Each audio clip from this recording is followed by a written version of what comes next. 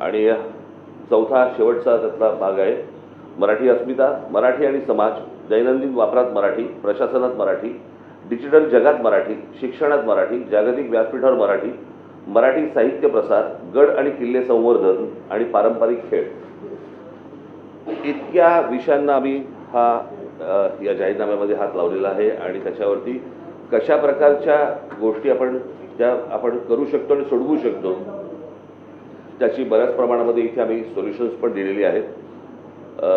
मला असं वाटतं जेव्हा आपण वाचाल त्यावेळेला आपल्या ही गोष्ट लक्षात येईल की त्याच्यामध्ये खूप डिटेलमध्ये खूप काम केलेलं आहे आणि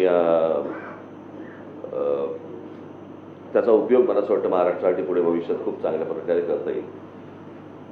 याच्यावर तुम्हाला काय विचारायचं विचार. दुसरी गोष्ट, अजून एक आम्ही पुस्तिका काढलेली आहे आणि ती पुस्तिका आहे म्हणजे आम्ही काय केलं. बरं का, म्हणजे साधारणपणे आज महाराष्ट्र नवनिर्माण सेनेला एक 18-19 वर्ष झाली आहेत. या 19 वर्षामध्ये आम्ही कोणकोणत्या गोष्टी केल्या, कोणकोणती आंदोलनं केली, काय काय गोष्टी झाल्या, या प्रकारची एक पुस्तिका आम्ही इथे काढलेली आहे आणि ती पण आपल्याला आम्ही देत आहोत. ती पण आपण मला असं वाटतं वाचून घेतली तर बरं होईल. ही पण डिजिटली जाणार आहे, त्याच्यामुळे ह्याच्यावरती अजूनही प्रिंट किती केल्याचा आकडा नाही आहे. हां बरं.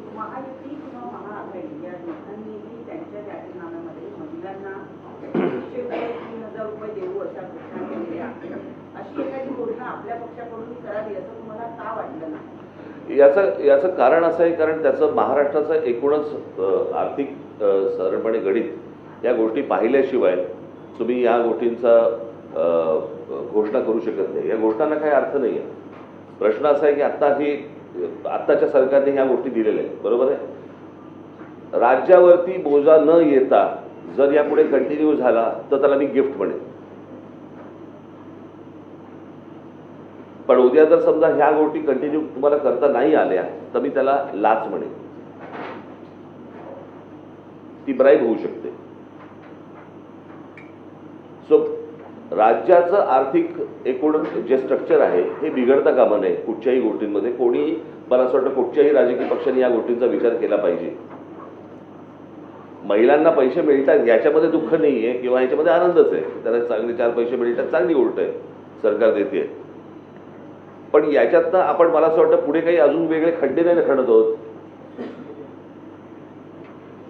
म्हणजे आता शिवसेनेच्या उद्धव ठाकरेंच्या याच्यामध्ये छत्रपती शिवाजी महाराजांची मंदिरं आम्ही उभी करणार म्हणून सांगितलं.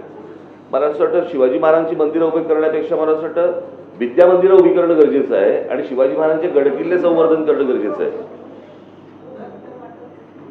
हे नंतर करणार आहे तुम्ही.